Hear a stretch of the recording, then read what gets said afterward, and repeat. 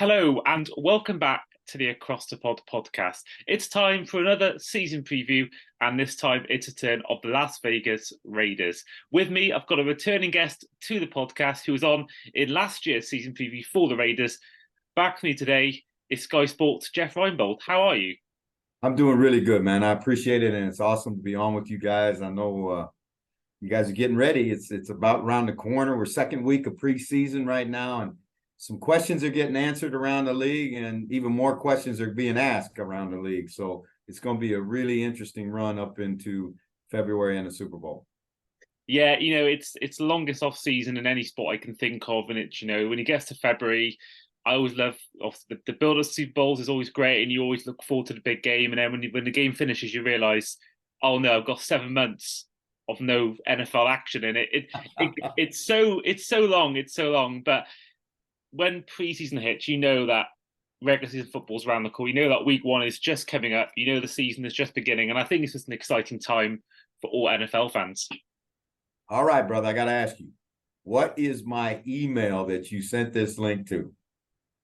So it is no sleep Hawaii.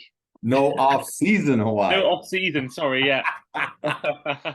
Because there is It's no true. off season. I tell you what, the NFL has done maybe as good a job as you can possibly do. It's different in other sports. In baseball, you play 162 games, hockey 85, basketball 82, in the Premiership, and you're playing in not only the Premiership, the Champions League for your country. I mean, it's like soccer 24/7. But the NFL, you play 17 times, right? 17 times. And there's some implications to that, really, Andy, because if you play 17 times, you can't go on a 4-game losing streak like you can in those sports, right? So it's every game has so much meaning and so much value.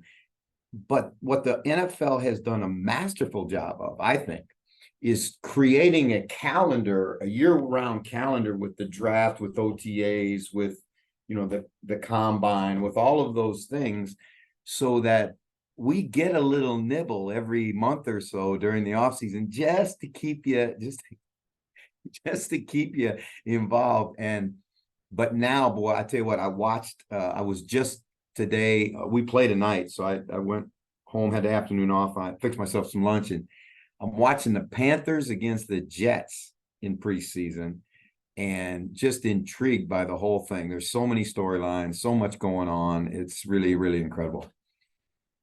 Yeah, I think it's certainly the last few years. You've seen a lot more off-season drama. I think this off-season was particularly Lamar Jackson, Aaron Rodgers storylines and all that, and recently the running back stuff. But I think even now you've got what seems like a sport itself these days, the announcement of the schedule. Each team seems to be competing with each other's social media teams, to try and get the best video out there. Oh, it's amazing. Like I'm watching, and there's another side to this story too, because what that tends to do is create now I'm talking to you as a football coach, right? And I heard Aaron Rodgers make this statement. You want to temper expectations a little bit, but the marketers and the social media people and all that, their job is to create hype, right? And so every time a guy makes a one-hand catch, it's all over the internet, or anytime a guy blocks a guy, it's all over the internet. And so it's really difficult now to go into the season and surprise anybody because so much is out there. And I think there's a positive aspect of that. And then there's also, the ramifications of that. I saw something the other day, Andy, that just blew me away, bro. Blew me away. I'm watching Hard Knocks, right? Now, why in God's name this is how screwed up I am, right? I get football 24/7. I'm in the middle of a season. We've come out of training camp 8 weeks ago. Why am I watching somebody else's training camp, right? Because it's fascinating TV. And I watched Robert Saleh absolutely undress his offensive line in a team meeting. And what was shocking to me about that, what he said, he's right, okay? But to put that out there is like, I don't know about that one now, because you have the right in the contract with Hard Knocks. You have the right to edit out anything you don't want. So they saw every bit of footage. You know, their people go through every bit of footage to make sure that there's nothing that they don't want in the media. And there's kind of a, and I guess maybe we're seeing it that all those unwritten rules are getting broken with the Sean Payton thing and everything. But there was kind of an unwritten rule always, and I say this to my players. I say, I will be hard on your ass in this room, but I will always support you publicly, and I'll never finger you in the media, right? And I think that's how you build trust. Well, he must be so fed up with the offensive line and the way they're performing to put that out there for all the world to see, not just Jets fans, but for all the world to see, and all of their friends and their families and all that, to hear him, the stink, he called it, of the offensive line. That one was a real shocker to me.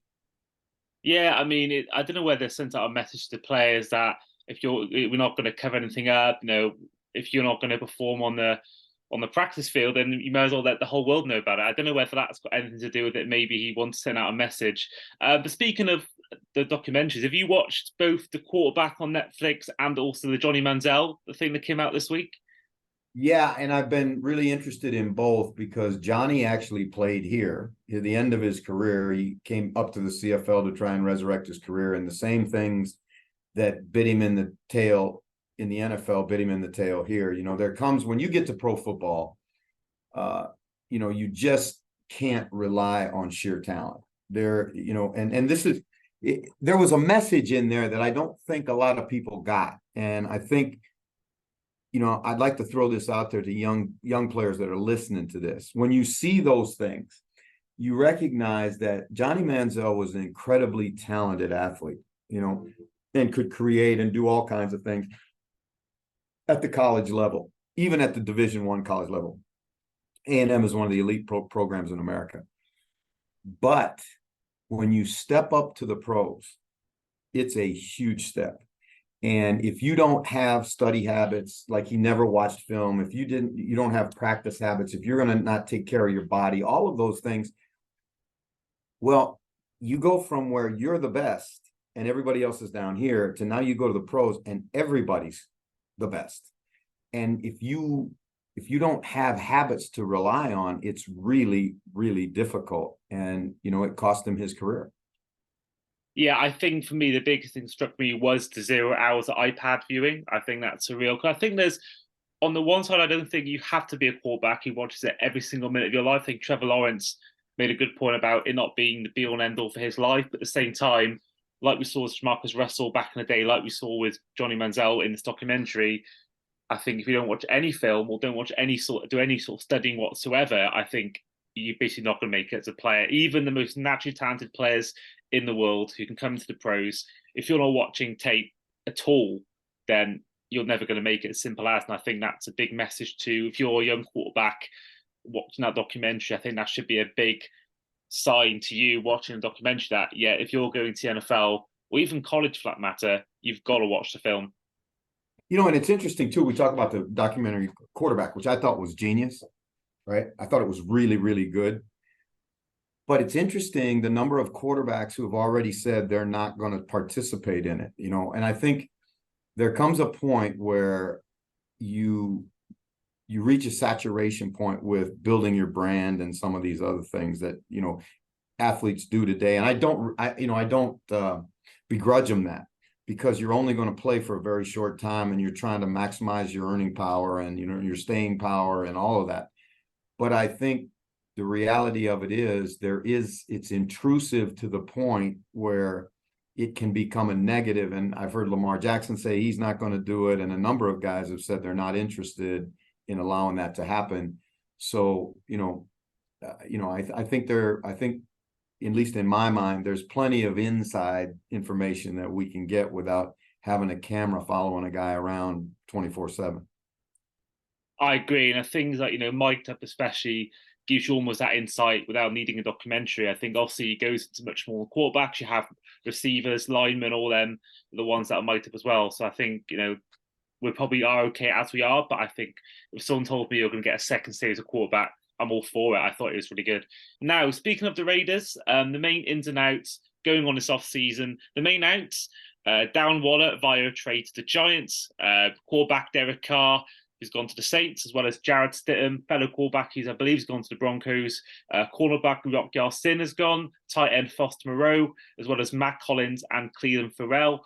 And ins include quarterback Jimmy Garoppolo, wide receivers Philip Dorsett and Jacoby Myers, which is quite ironic because they didn't play against the Patriots last year. Tight end Austin Hooper, safety Marcus Epps, and running back Damian Williams, as well as draftees such as Tyree Wilson, defensive end from Texas Tech, 7th overall. Michael Mayer, who I think looks really good, tight end, 35th overall. As well as 70th overall selection, Byron Young, the defensive tackle from Alabama. Overall, for you, Jeff, your thoughts on the offseason?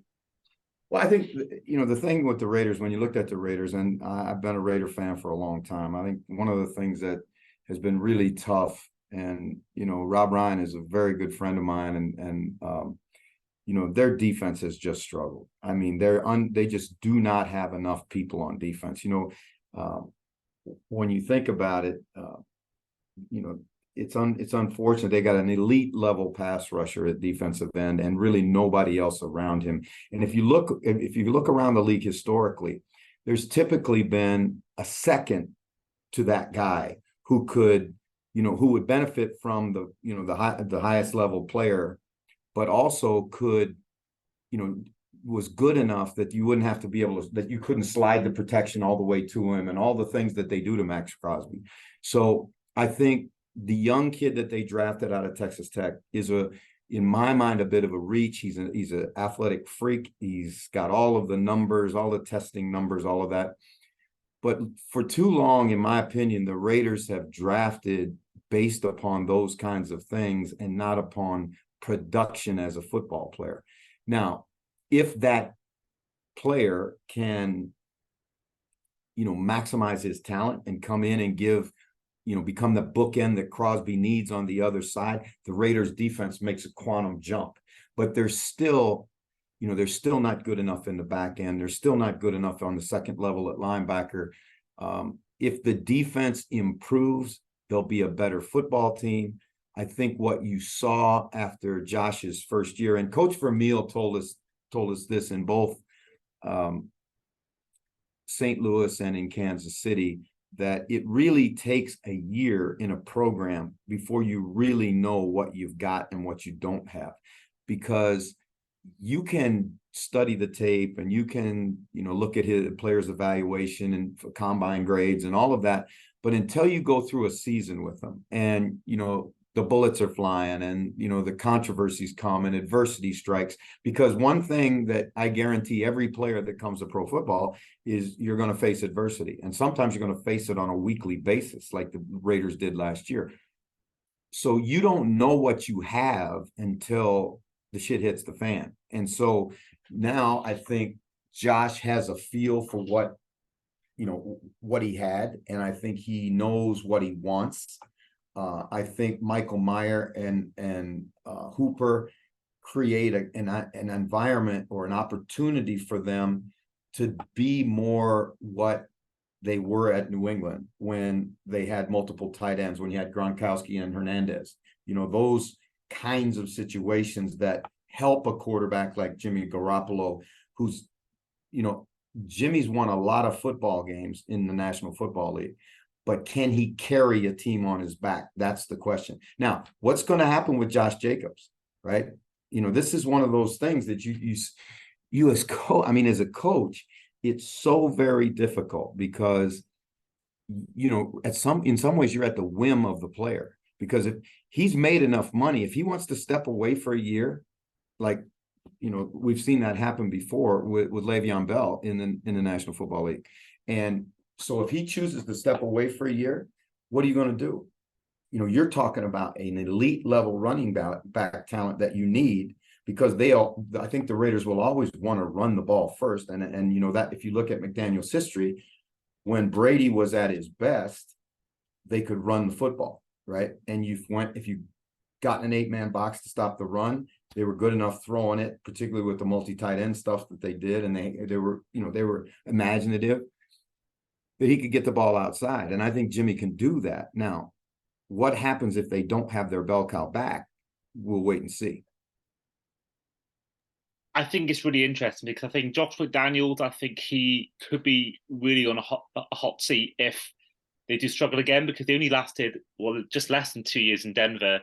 And he's not had the best time in the Raiders. There's all the reputation about what happened in Indianapolis. He's not got the best head coach CV right now. And I think there's a worry for him if he struggles again. And whilst I don't think that Garoppolo is an upgrade on Derek Carr, he's someone that, as you say, Josh McDaniels knows from Patriots. And I think that it's someone more familiar to him. I don't think he ever really liked Derek Carr from the get-go. But the Jacobs one's interesting because it's been a real trend this offseason with running backs. I mean, there was stuff with Saquon Barkley, and there's people like Derek Henry were tweeting out about the salary they were getting. And I know Barkley's gone out and got his $11 million deal for a year extension. But with Jacobs, he's, as you say, got that risk for Le'Veon Bell situation where he holds out for a year and never recovers like Bell. And they're saying that he could lose up to $10.1 million if he doesn't sign a deal or sign a franchise tag by a certain date. So I think there's definitely two sides of it, because he's going to want to feel like he's being respected as a running back and being paid what he deserves. But most running backs by 28, 27, Todd Gurley, the classic example of this, they never, they never develop, and they regress every time. And I think Derek Henry may be the one to disprove that. But most running backs past a certain age, they do regress, and it's just part of the position they're in, and it's part of the bruising nature of that running back position. So for Jacobs, he's 25, so he's still at a young age. So you can have that year off, and he could still go out and have 2-3 more years at his best. But there has to be a worry for him that if he doesn't play this year and no one takes a chance on him because of that year out and because of what's going on behind the scenes, does that worry you at all about Josh Jacobs, about potentially he could be another Le'Veon Bell? Yeah, I think there's a possibility there until he gets into camp. It's a possibility, right? I mean, is it likely? I don't think so. Is it a possibility? Yes, it is a possibility. Is it a reality right now for the Raiders? They're trying to get ready for a season. We're gonna kick it off in a month, and their top back hasn't taken a snap. He hasn't been in camp. He can't work out with the team when you're holding out like this. Here's the reality, right? And I think this is important. The game continues to evolve, right? So the days of the bell cow back, right? The guys that were going to carry it 30, 35 times a game, the Emmitt Smiths, the Walter Paytons, all of those kinds of guys, those days are gone. And the reality, it's supply and demand economics, right? The game is now 60% throw, 40% run. So now that devalues the running back right there. All right. So then now factor in that there are far more college running backs, elite college running backs, than there are elite college quarterbacks. You're not going to make as much money as a quarterback. And if the quarterback is the most important guy, and we all know he is, then who's the second most important guy? It's not the receiver. It's the left tackle or right tackle, depending on which hand your quarterback throws with, that protects him.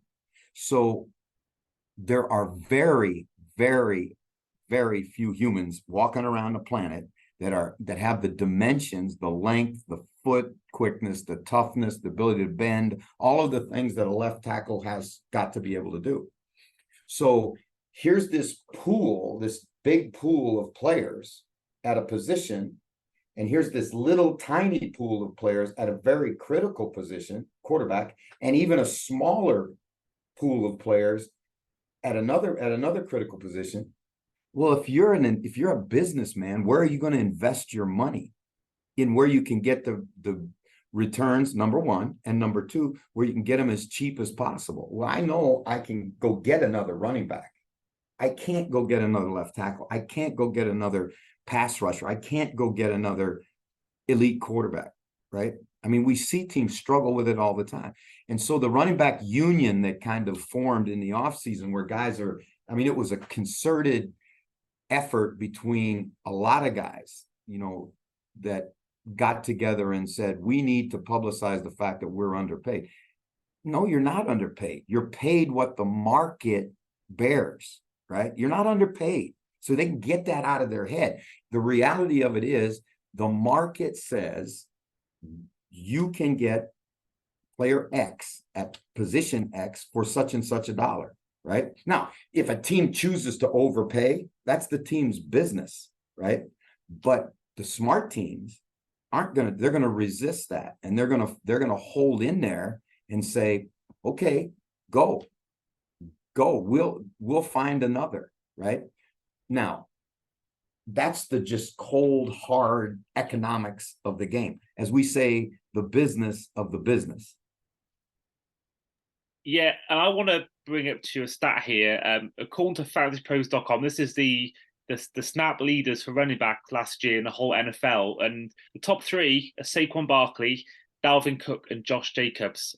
So it just shows that you can be sort of someone who has a lot of snaps for your team, and even then, it's not guaranteed they're going to want to keep you. And I think that's really telling that the guys who had the most running back snaps of all the NFL were three players that are currently, well, one of them's had his future resolved, one of them's been shipped off, and one of them we don't know what's going on. So I think it's a really interesting time in the NFL for running backs. And I think that, we've seen Zeke Elliott be humble now, and he got $6 million at the Patriots. And, so many running backs are just basically being taught a harsh lesson. And also Dalvin Cook talked about, he wanted to go to all these teams, and in the end, he ended up taking ages to sign a deal. And Fournette's not even with the team right now, and he was in the top 10 in that list as well. So, yeah, definitely a humbling time when it comes to the running back position. Yeah, and you think about Austin Eckler. How many touchdowns did he score last year? Right? I mean, so if anybody has a gripe, if you will, there's a guy that's been very, very productive. But the reality of it is, the analytics of it are, and all of the things that organizations use to figure out how to use their salary cap money, say you can't pay everybody, right? So when Herbert gets his big deal, you got to backload that with rookie contracts and lower level free agency. You can't pay, Mack and Bosa and Herbert and Eckler, and you can't do it. Williams, and you can't do it. And fans sometimes don't understand that. But I'm going to tell you I'm going to make a suggestion to you, and I think this would be really good for you and for the podcast. I want you to get a hold of my agent, Paul Sheehy, at ProStar.com in Denver. And Paul will do a great job of explaining how the cap works in a way that the fans can understand more about why teams go certain ways with their dollars. And Paul's one of the best agents in the business. He's got a tremendous client base, and he's negotiated billions of dollars of contracts in the National Football League. And I know he'd be happy to come on your show and explain the process. That'd be amazing. I definitely up for that. So after the show, we'll if you send it to me, the email, I'll certainly get that across, and we'll get that at some point during the season, or even the off season, the month we have left to go. We'll look to get him on. Awesome. So we're going to head to the final segment of the episode, because we are short of time, but we're going to quickly go through the win, loss, tie segment of the show, which, if you aren't familiar, if you're listening at home or what it is right now, we ask everyone to come on and predict the team they're covering's record for the season. So we'll go through each game and predict with a win, loss, tie record. Now, Jeff, you were on last year. So the Raiders finished 6-11. Do you remember what your prediction was from last year for the Raiders? Couldn't remember. 11-6. Sometimes I speak with my heart, not my head. You aren't the first on this podcast to do that. We had a Commanders fan, Chris Milner from National Vintage League. He had the Commanders with, I think, 11 or 12 wins last year. We had Packers fans with 16-0 predictions. Also 17-0, 16-1 predictions. And then on the flip side, we had a Seahawks fan on last year, Javan, who predicted 5 wins. The Seahawks got way more than that. And then we had a Broncos fan, Tony from Talk Sport. He predicted them to get 11-12 wins, and they got 5. So it's just amazing how the league works out. And it's why we love the sport, because teams can be really bad one year and good the next, and vice versa. And there's a reason why every year only handful of teams make the playoffs, return to the playoffs. It's so competitive, and that's why we love it. Yep, that's exactly right. Well, let's go. So week one is a road game against Denver Broncos. Win, loss, or tie. I'm going to say that's a loss. Okay. Denver's a hard place to play. I think there'll be a real emotional day. Obviously, the first game of Sean Payton's coaching career. I think the Denver Broncos did a great job in the offseason. I think they did a better job, frankly, than the Raiders did in the offseason of helping their football team. And we'll see whether it plays out. But I think the Broncos will be improved.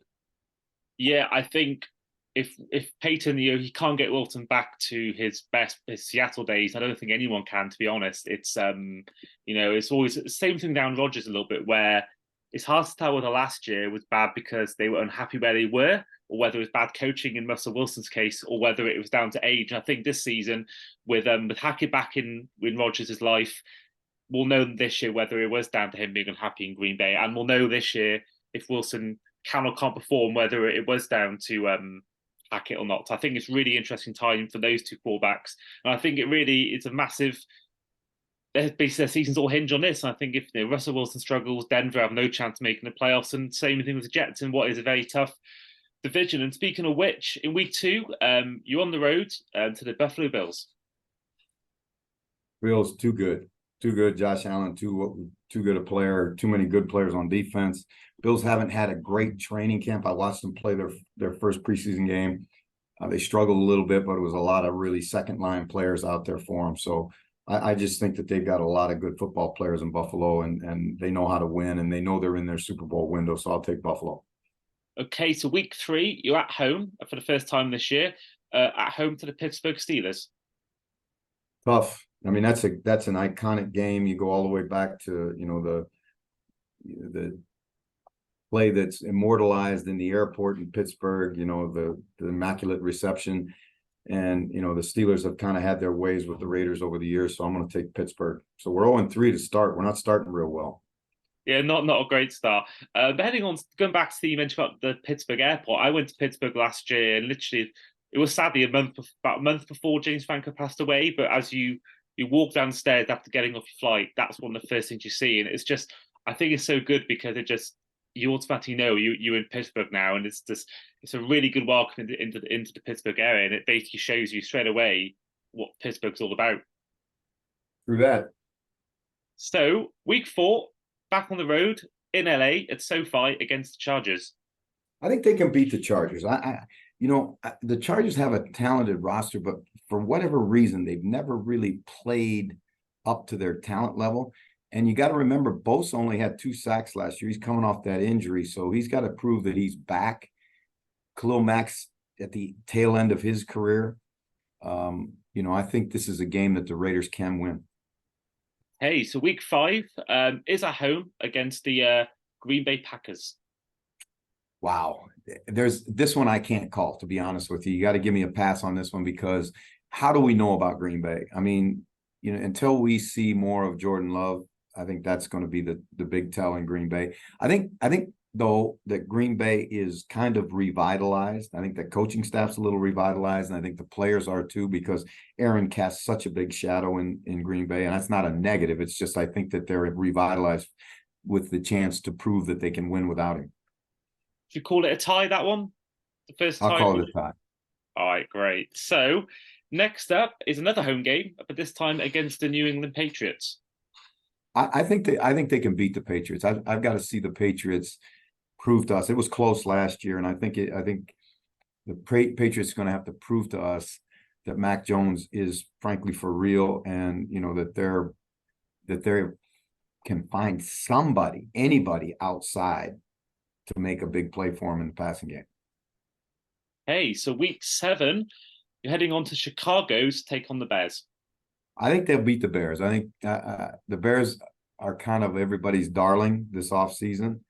But again, can Justin Fields do it with his arm and not just his legs? I think they're going to be better, but I don't know who's rushing the passer in that place.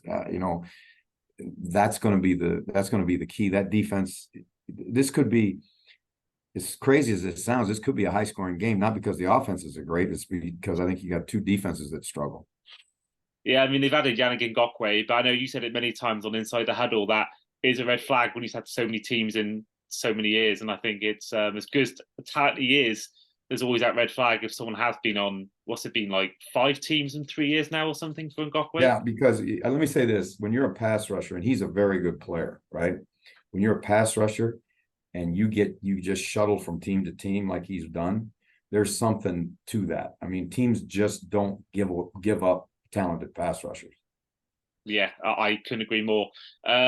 Week 8, speaking of people's darlings, on the road to the Detroit Lions.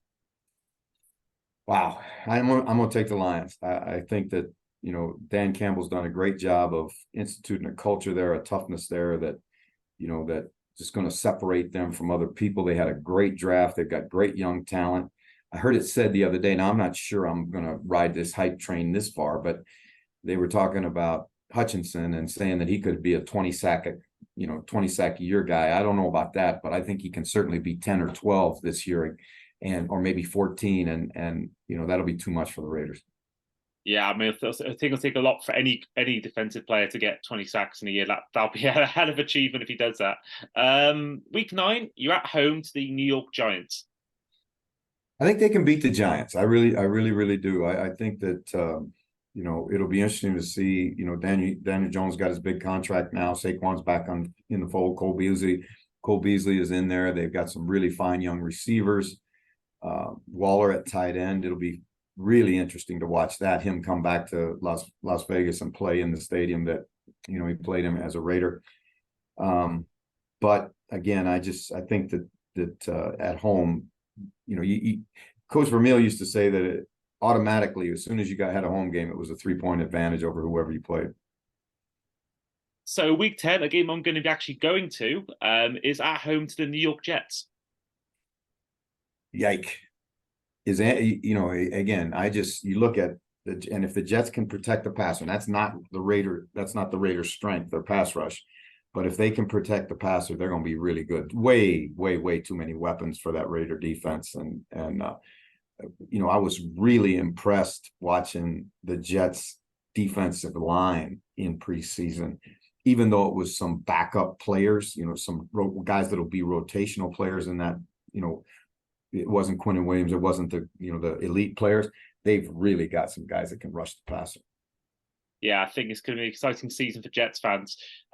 Before your week 13 bye, you've got 2 games against the Miami Dolphins in Miami and against the Chiefs at home. You can take L's on both of those. That's just too much explosive firepower for the Raiders defense to fight off.